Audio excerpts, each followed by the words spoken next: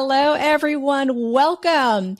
Today I have two special guests with me. They are the authors of the latest book, Tandem, The Married Entrepreneur's Guide for Greater Work-Life Balance. And I am just so honored and pleased to have not only these authors, but friends of mine, Robert and Kaylee. Welcome to the podcast. So glad that you're here. Hey. Yeah, Thank you Marisa, for having us. Hey, great. Thanks for having us. Yeah, and it was great to see you in person a few weeks ago. I know. It really is a small world, right? The entrepreneurial journey. We think global, but we do gather together. We do see each other face to face, and the world seems to be smaller when you're an entrepreneur, and doing things online. We all seem to gather together and support each other. So that's awesome. Yeah. So interesting. Both of you have been on this journey, and you wrote a book recently. And I'm really excited to dive into this. And I kind of perused through it because I haven't had a chance to read the entire book yet. But I love, first of all, the layout of the book, because this particular book, this guide, not only does have pullouts, when you have little blocked areas where you highlight a certain quote, but you also have some QR codes throughout the chapters. So people can get a little bit more, and there's actually videos. It's very well done where you can hear you guys talking about it. So it's like awesome. I love the layout. So the layout is fantastic. And have you downloaded the digital workbook yet? I'm going to. I haven't done that yet, but I'm going to. Yeah. Because I don't want, the thing is, sometimes when I use my phone, things get lost. So I have to make sure that I'm doing it where I can put it all in one place and find it. I'm one of those old school that still navigate on desktop. And when I get to the phone, I'm trying to navigate and do stuff like that. It's a little different. But in any event, I would love to just start out talking about what inspired the book. Tell us a little bit about yourselves as a couple, as entrepreneurs, and what led you to write the book. Well, I think it starts from childhood, right, honey? Yes, childhood. That's where it all starts. Isn't that where it all starts? So I'm third generation entrepreneur. My great grandpa was a painting contractor. He'd go in and paint like the big, huge Vons, grocery stores kind of type thing. My dad and my mom had a business as well. They are also into real estate. They bought a lot of properties growing up. So it was kind of in my blood. And, I started working at the family business at a young age. My dad would work 6 days a week. So the business kind of became the mistress of our family. And it was really challenging on our home life because my dad just wasn't home. When you're a child, you want your dad to come home, play with you, spend time, all that stuff. And so it was challenging. Yeah. And then I didn't come from an entrepreneurial background, but my dad was a pastor, and I always tell people running a church and running a business is pretty much the same thing. In fact, I think the demands on a pastor's time, is probably more, or at least expectations are more from the congregation as opposed to just customers. And then you feel that, the heart tug is like, I got to serve the people. Right. And so, similar to Kaylee's upbringing is that, dad was kind of, ministry and congregation first, and then basically the family kind of gets the leftovers. And so both coming up from that background and feeling the negative aspect of that, of the entrepreneur journey, and going all in on the business or the ministry. As we kind of fast forward, as I left my corporate job 6 years ago to do marketing consulting for a small family business, noticed right away that these business owners were just working really hard, and really harder than they need to, because coming from my background, I saw all the holes in the business that was leading to so much inefficiencies. And so they patch up the inefficiencies with putting more time in. And therefore it robs them from time with family. Of course, that's not what they want to do, but that's what they knew how to do. That's how they knew how to deal with the business, which is put more time in. And so just kind of flashing back a little bit, and I'm like, hey, wait a second, time out. Your problem's not marketing. Your problem's, there's a lot of other things that we need to fix. And so about 4 years ago, we just one client after another is facing the same issue. And then I'm like, hey, honey, I think there's a clear trend, a clear kind of ongoing cycle or ongoing parallel between, the stress of the business and what's going on at home. And it's not just one business owner. It's not just our family, but a lot of entrepreneurs are facing the same thing. Yeah. And so we said, I think we need to really do something about this, because I don't see any really resource, any program, any books out there to show a married entrepreneur how to do both well at the same time. Mm-hmm. So the objective is for business owner is once we hit a certain milestone or once we get to retirement, then we'll enjoy life. And no one's showing them how to enjoy life while you're in journey of doing this business. And so that's where it start from childhood, and we started seeing it with our clients, and we kind of even experienced it firsthand when we started our own business. And then it's like, okay, we need to do something about this because no one's really addressing this thing head on. Yeah, and it sort of sneaks up on people, I think, because they're well-meaning, right? Yeah, right. They want to provide for their families. They want to do the right thing. And back in the day, like my parents, it was the right thing to do to work hard, right? Mm-hmm. It was the culture to work hard and to do, the responsible thing and provide for your family. Yeah. But we have seen, how that can create havoc for the whole entire family and the children too. Yeah. And to be able, and like I said, well-meaning, but there's better ways of doing that. And sometimes it's a way of saying there is a better way. It doesn't have to kill you. And working hard, there's nothing wrong with working hard. I mean, strong work ethic is still great and you still need it. It's just that you don't need to keep putting more time in. If something's not working, the answer is not putting more time in. It's just about working smarter. Because a lot of times as entrepreneurs, we don't know what else to do besides put more work in. Exactly. Because we think that's the answer for everything is just work harder. Right. Work harder. And it almost creates a false security, I think. Don't you think? That they think if I just work harder, this will be what'll take care of everything. And so they invest in that. It's like they justify all the time. Exactly. And so the flip side is consequence. Yeah. Yeah. And it starts to become part of their identity. Right. That even even though the business is doing well financially, they're still working harder and putting more time in because their work or their identity is tied to what they do. And so they feel that the harder they work, the more they're looked upon as, whatever, a better person or a better husband or leader or whatever. So it's also that work hard thing is also kind of ties into their own identity. That's a hard part to kind of break. It's like doing, but when do we get to the end of doing? You know what I mean? It's like never enough. You just keep going and going because you've never really came up with a vision a lot of times of what that looks like, or what success looks like, or what some of the fun things that you want to do with your family or with your business. And so you just keep striving. Exactly. No, this is good. As I look through, some of the quotes in here, here's the book if you guys want to look at it. It's really a great cover. I love it. I love the title too. Oh, thank you. Tandem. And you guys were on a tandem, right?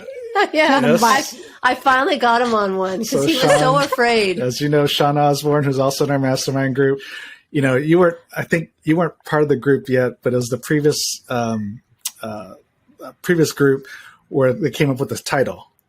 Right. Oh, no, you're part of the group. I think I was right when you're just coming on. Yeah. I was just coming on. Yeah. And I was like, the manuscript was almost done. And I was like, okay, we have a working title, but I know this isn't it. So, I'm on the hot seat. I'm like, okay, I need a title. And so they came up with a title. And as soon as they hit on tandem, everybody just started going off on all the imagery and metaphors and this, that, and the other thing. And I started laughing because, as you read the book, there's a little story about us in tandem bikes. And then Sean says, oh, we've got a tandem bike you can ride.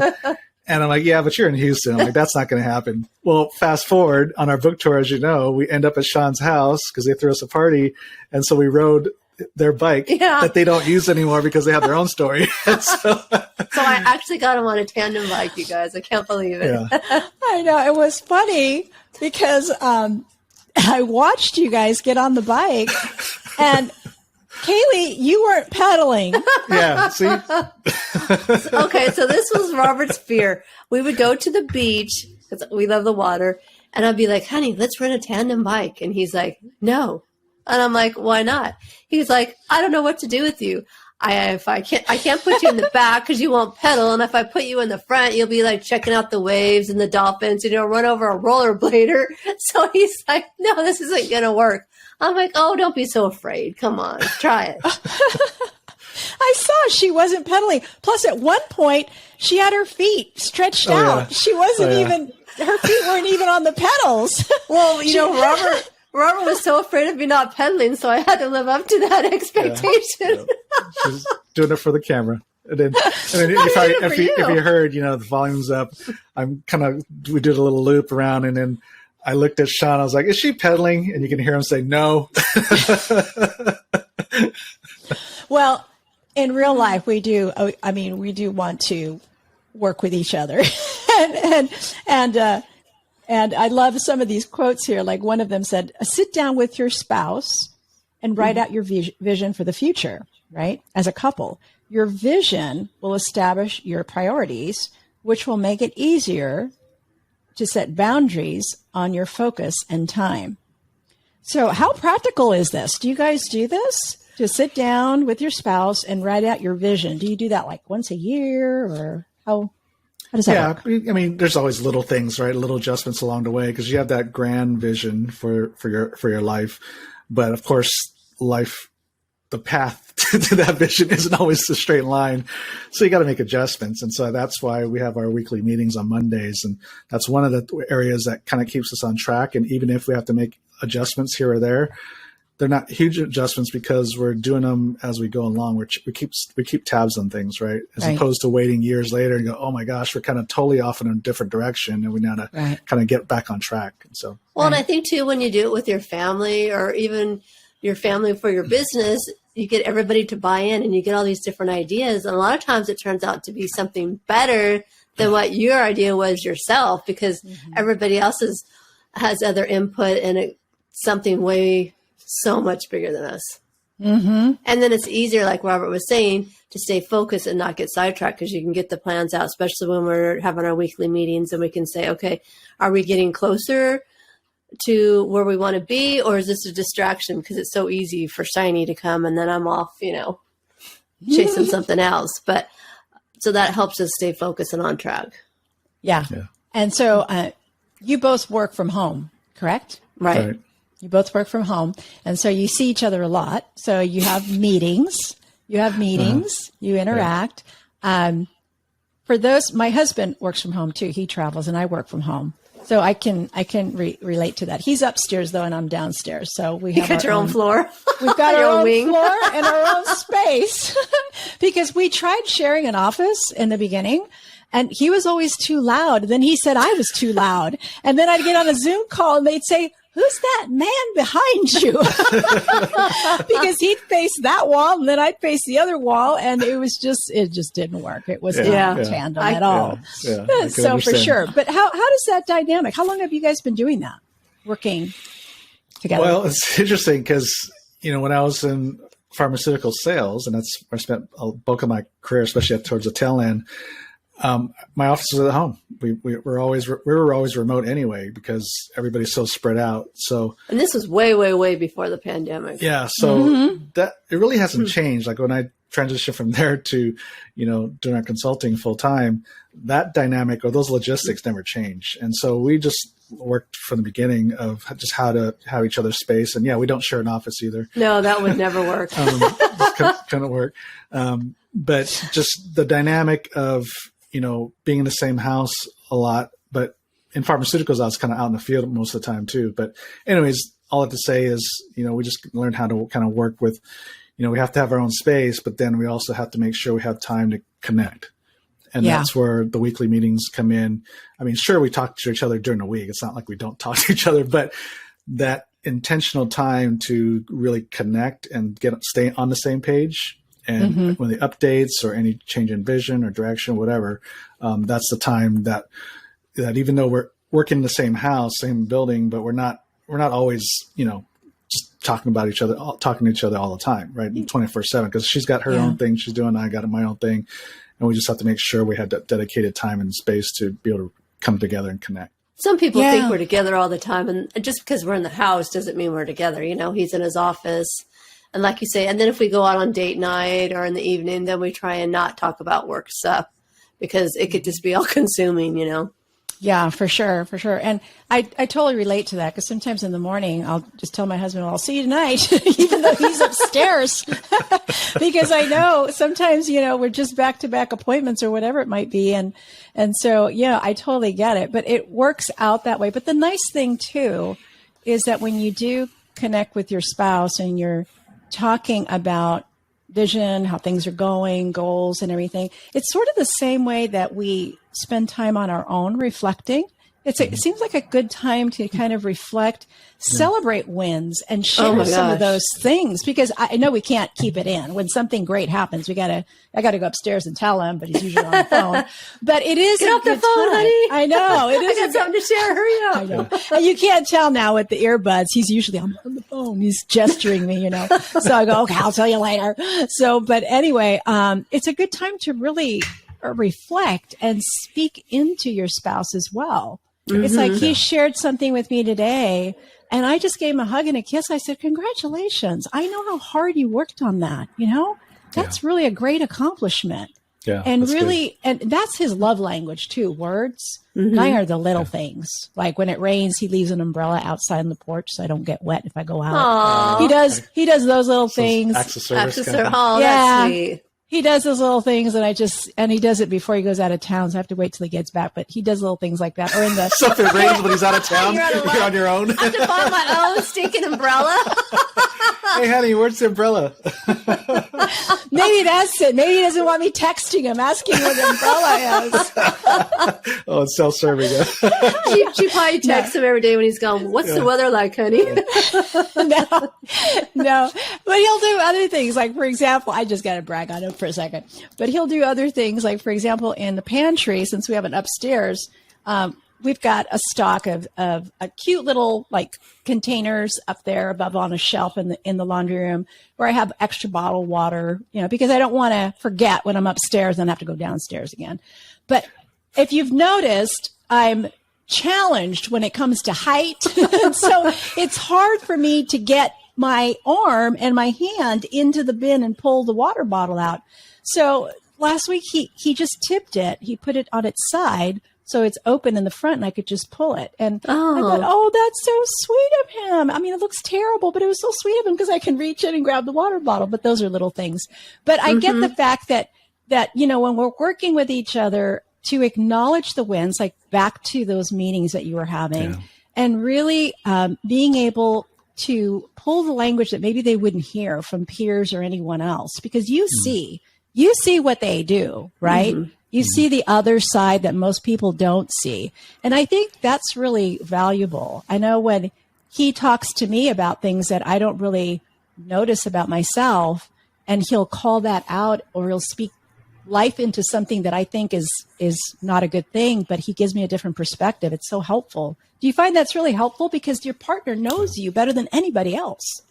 Apparently. I think that's really helpful. And I want to go real quick back to the wins, to celebrate even the small ones. Don't wait for that big, huge, earth-shattering one. Celebrate the small ones along the way.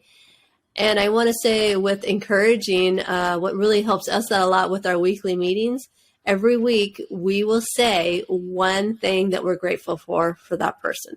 And sometimes that can carry you through, like you were talking earlier, through the whole week. Like, oh, that really made my day or my week, or filled my tank. Exactly. Well, on the flip side, let me see. How can I word this? Where are times or maybe things that get a little bit escalate, maybe not because of your spouse or anything happening at home, but just work, some kind of challenge or something, and you're just not in the mood to talk it out. You're just kind of in a grumpy mood. How do you handle those times when you're just not yourself and you just, you don't want to put a damper on the other person, but anything like that where there's conflict, or maybe it's not such a great day, or you really don't want to fix it today. There's some days that women, especially, we don't want our men to fix things. We just want them to listen. But are there times like that where we just give our spouse space to just kind of work it through? Or is it, how do you handle that? I'm sure it's probably different. We never have days like that. What are you talking about? It's all rosy here. That's all fixed. Well, I do know that sometimes, I'll be upset with Robert about something, or just grumpy or whatever, and it seems like it never fails. The Lord will convict me to either be more patient, more loving, reminds me all the things. He'll ask me like, okay, so look at X, Y, and Z. Look at, he got the umbrella for you every day last week. You know what I mean? And put it out. He'll remind me of things that to be grateful for. And so it's a little bit more harder to be upset with you because. Oh, how could you be upset with him? Yeah, look at him. Look at that face. I think from a kind of a practical level, as you're asking, Marisa, about, you know, the situation might not have anything to do with me, but let's say Kaylee's is just upset, and, you know, maybe she doesn't want to talk about it. But she needs to talk about it. She's a verbal processor, so she's going to talk about it. But I think it's really important to understand what she needs or what the spouse needs. It might be me too. So, you know, generalizing, men want to fix things, women want to be heard. And so when she wants to be heard and I'm trying to fix things, well, the conversation's not going to go well because she's just going to be frustrated and upset because she doesn't feel I'm listening, because I'm not, because I want to fix the problem, but that's not what she wants or that's not what she needs. And so I think it's important to understand what is needed at the time. And so, like, if you know ahead of time what you need, like if I come to her and say, I just need you to listen, or, hey, I need some feedback, or, you know, basically I need a solution. So the person, when you're presenting an issue, they either need to be heard, understood, empathized, or they need a solution and need to fix through. But when you're trying to offer the other person something that you think they want that they don't need, then it's just going to create conflict. And so it's good. Number one is, you know, anytime you have anytime there's a frustrating day, you definitely want to be able to share with your spouse to kind of work it out. But a lot of times they don't talk to their spouse because they don't think they're going to get the right thing back, right? I want to be heard and understood, but then all of a sudden your spouse is going to try and fix things. So sometimes things don't get brought up because of that, because there's always tension in that. So a good way to go about it is to preface it ahead of time, is in the first part of the conversation is, if you already know what you need, I just need to be listened, understood, and just talk it through, or I actually need a solution. Then your spouse can be in the right frame of mind. Like for me, I can be in the right frame of mind to not go solution oriented, but just listen and just ask questions and help her process through it. Because at the end of the day, she'll figure it out what she needs. Sometimes she doesn't actually know what she needs. Like we've had that question, like, what if their spouse doesn't know what they need?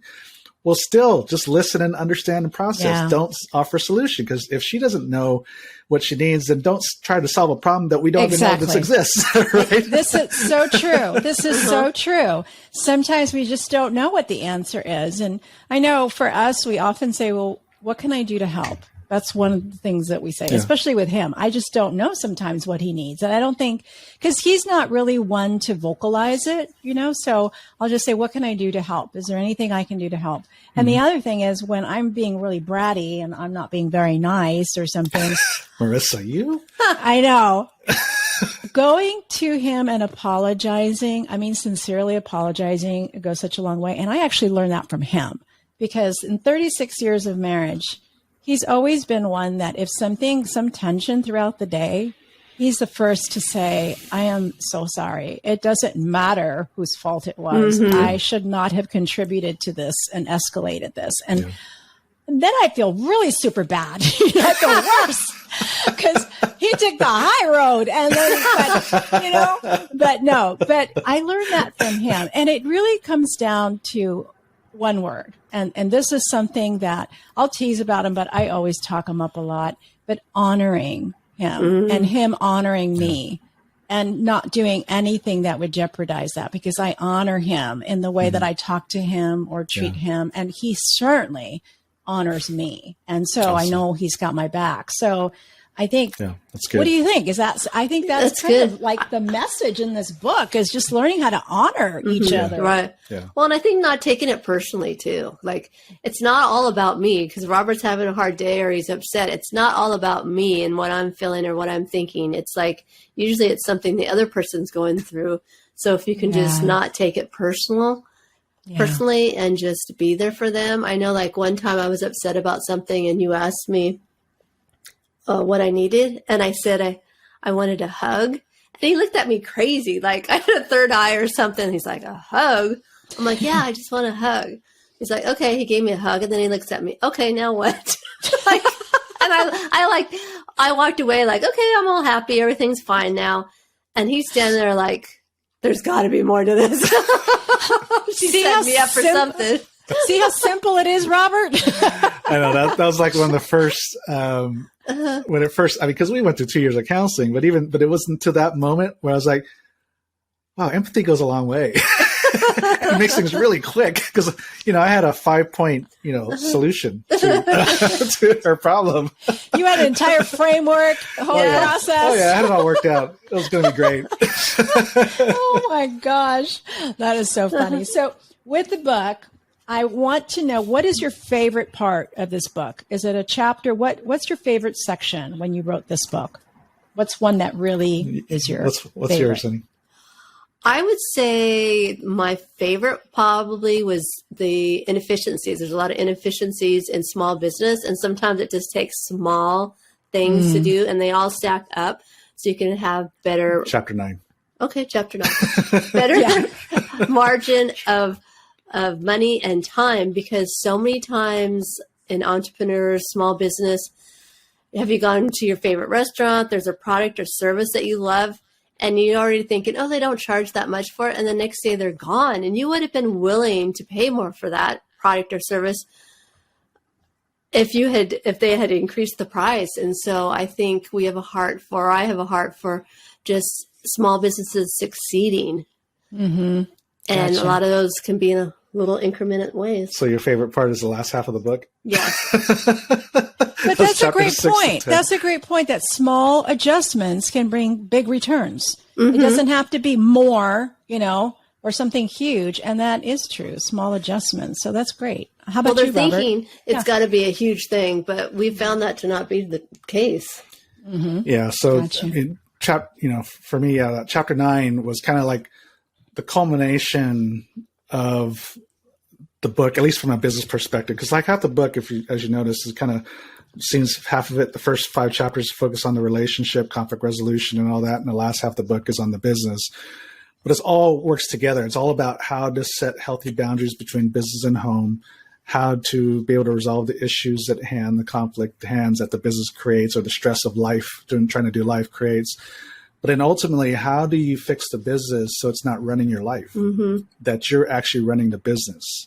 You start the business for freedom. Most entrepreneurs create this business not just for money. Money's part of it, but ultimately it's for freedom to maybe manage your own schedule. But a lot of times what we're seeing, and as I'm sure you've seen too with some of your clients, is that the business is running them. And so, they're always trying to look for a solution. And it's usually either putting in more time, or they're looking for that home run. So chapter 9 it's the title is Stop Swinging for the Fences, because we're always looking for that next greatest and biggest thing. Like, we're probably, because we're in marketing, we get inundated by these Facebook ads or LinkedIn ads talking about the next greatest and best marketing thing that's going to just totally change your life. Right. And every 3 months is something different. You know what I mean? and then that's what I would get hired for, was for marketing. But then I'd look in the business. I'm like, no, your real issue is not necessarily market. It's not a volume issue. You've got a margin issue.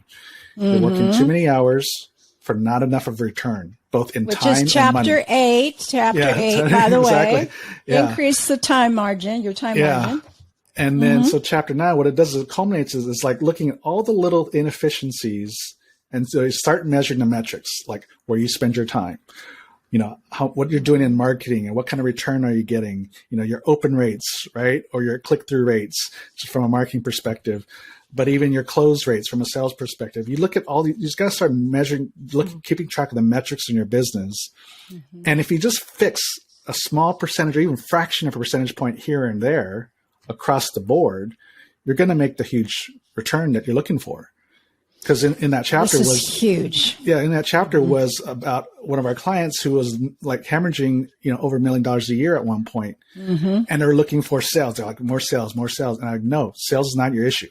I mean, they're already doing $5 million a year in revenue. And I go, there's no reason why you shouldn't turn a profit with $5 million of revenue. Right. But even that, we're always in the mentality of top line instead of bottom line. How do we fix the bottom line? Not the top line. How do we fix the bottom line? And so we just went through and started assessing, putting metrics to everything. And it's just like a fraction percentage point here, 2 percentage points over there. all that culminated into going from losing $1.5 million a year to then all of a sudden going to black. Yeah. Within a year, right? And it's strategic focus, right? Because you're focusing on an area that you're going to create a small change. I always say, people look at, okay, when you're creating a business, you look at income minus your expenses, you should have a profit, right? Just general speaking. Okay, yeah. I'm not a math person. But then you have to also look at, once you have profit minus your time equals freedom or another dang job that's killing you, right? So you got to figure out like how much time it's taking and then look and see what can I do to adjust. Would you agree to that? That's my own little formula. Well, yeah. I mean, like I said, the typical answer is if things aren't working well in the business financially, you put more time in, that's what you're going to fix. Yeah. And the problem, like when I talked about the metrics, if you don't know what your problem is, yeah. then all you're doing is putting more time into the thing that might not be the solution anyway, right? Yeah. So that's why you've got to really assess the activities that you're doing in the business and what kind of return are you getting for those efforts, whether it's the money you're spending in marketing or just the time you're spending into prospecting or just the business owner's time, right? That's more chapter 7, I guess, about the time margin is 65% of the average business owner's time is on in the business activities, the busy work, and only 35% of the time on the business activities, which is the stuff that's actually going to grow your business, the productive work. And so that's where we're spending our time. And so obviously the return on time for a typical business owner is not good because it's not concentrated on the most productive activities that would produce the results you're looking for. Right. Absolutely. No, well said. And that's going to help everybody all the way around, not only their business, but their relationships, their own health, sanity, exactly, everything. So what's one, we're almost getting to the end of our interview. I'm so bummed. What's a takeaway from the book that you'd want to leave everybody with from Tandem, or even, aside from the book, just something from life experience, from writing this book?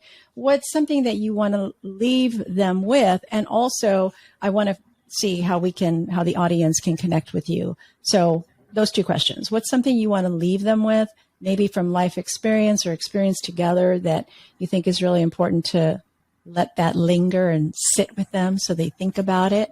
What's something you'd want to share? So I just want to encourage everybody to step outside of your comfort zone and live by faith, because we just got back from a 6-week book tour, which some of it was planned, some of it was not planned. And before we went on our trip, the Lord told me, he's like, okay, that I need to let go of the unknown, having control, all my ducks in a row, because I had the choice whether I wanted to have a good trip or a horrible trip and ruin Robert's trip, because he's like, things are not going to be all planned and, you're not going to know everything. And so I had to make my mind up ahead of time. And yes, it was scary. There was a lot of unknowns, but it turned out to be a great trip. So I just want to say, don't be afraid to step out of your comfort zone and try something different, because you never know what can happen. And we met some wonderful, fabulous people along the way. So thankful we didn't have every minute planned, because we had time for opportunities for the unknown. Some people are like, oh, we want to introduce you to this person. We went to lunch with some complete strangers, different things like that, that if we had every minute planned out, it would never have happened. Yeah. Yeah. Good For point. me, it's, the reason why a lot of business owners face the lack of work-life balance is, one, they don't think it's possible. And this is the way it's got to be. And so don't accept the status quo, right? And as Christians, because we're reaching a Christian audience, I think it's in Corinthians, it's like, do not be conformed by the things of the world, but be transformed by the renewing of your mind. So we bought in, even in the Christian circle, bought into how the world does business. And it's to accept that you got to sacrifice everything for the business and then at the expense of your relationships. And that's become an accepted standard. Yeah. And so it's like, no, that's not how it has to be. But if that's how you want to do it, fine. But if you want something better, don't accept the status quo and look for solutions to do things, life and business, better. And it starts with there's one thing you can start with, is establishing healthy boundaries between business and home.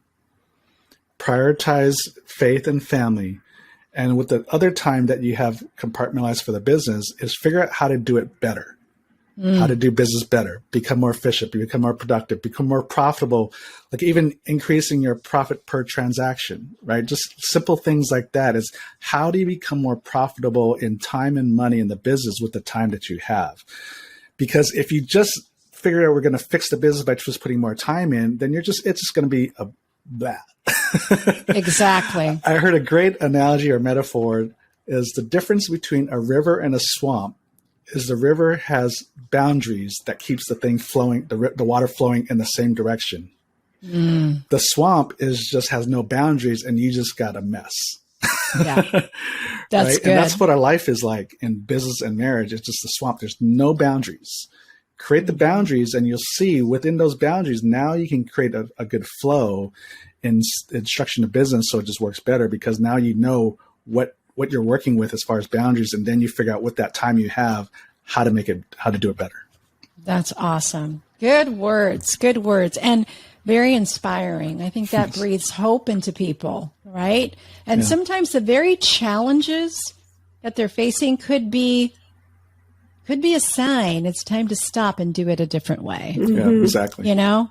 And so sometimes rather than look at it like, oh no, one more thing, think maybe this happened for a reason. Maybe there's a better way of doing this. And, I'll give you one quick example, Facebook ads with the algorithm that changed at the end of last year, the beginning of this year, the algorithm changed. That kind of threw a loop. The ads were getting really expensive and I was running a campaign and I thought, oh my gosh, and I was going to get frustrated. And I go, this was my year to put more money into Facebook ads, right? And I finally said, no. And I said, I'm going to find another way. And here we are down to the end of the year. And I did find another way. And it's actually simpler. And I closed some things. I ended some things. And I'm trying to streamline some things to work better. And it's actually my projection for next year is going to be so much better. Yay. But had I not gone through that challenge, that would not have happened. I would have just continued on and on and on. So. Yeah. So don't do the same thing over and over again, expecting different results, right? Yeah. Because even a tandem bike has brakes. Sometimes you got to put on the brakes, right? Yes. And it's got a steering wheel. And it has a steering wheel, absolutely. So you just make sure that whoever you have riding the bike is pedaling, right? Yeah. Or just shifting their weight the same. Because there's definitely a work-life balance and teamwork metaphor in tandem bike, because I could actually feel when Kaylee was not working with me or working against me on just shifting weight. Yeah. So even though you could be welded together on a bike frame, it doesn't necessarily mean you have good teamwork, right? Yeah, for sure. This has been so much fun. Such a pleasure to have you Thank guys. you. This is awesome. So tell everyone, how can they connect with you? What's a way that they can connect and maybe get a copy of this book? What's the best way that they can get a copy of this book? So the book, you can just go to thetandembook.com and you can even download the first chapter for free. And then just follow us on social. Instagram and Facebook is Power Couples by Design. And awesome. Yeah, and the book's on Amazon as well. Mm-hmm. Very good. I'll make sure to put all the links there. So if I don't have them yet, make sure you send them to me. I'll put all the links in the show notes, and then you guys are able to access this book, Tandem. It's got a lot in there. And like I said, those QR codes even provides more information for you. It's like a course. It's like an e-course in a book. You know what? And I think this would even help people if they're not married, because you're talking about conflict resolution, relationships, business. I think it even help them, or maybe even prepare them before they get married. It's all the topics that we chose, even on the relationship side. It's all transferable skills. Right. Yeah. It works with any kind of relationship, first personal and even business. So yeah, absolutely. Sure. Well, thank you so much. Thanks, Marisa. Thank you, Marisa. Great honor to have you. Thank you so much. Thank you for being on the podcast. You're welcome. All righty. Bye-bye. Bye-bye.